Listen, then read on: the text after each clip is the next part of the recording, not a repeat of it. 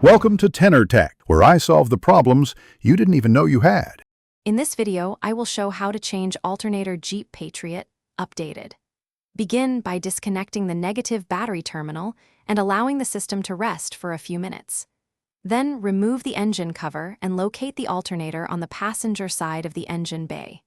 Inspect the serpentine belt route, take photos for reference, and loosen the belt tensioner to free the belt before unbolting the alternator.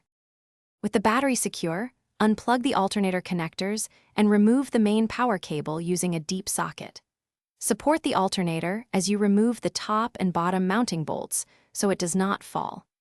Carefully maneuver the alternator out past hoses and brackets, then set it beside the new unit to confirm mounting points, connector types, and pulley alignment before installing the replacement. Install the new alternator by hand-threading mounting bolts to ensure perfect alignment, then torque them to manufacturer specifications. Refit the serpentine belt, using the tensioner to achieve proper belt tension and route.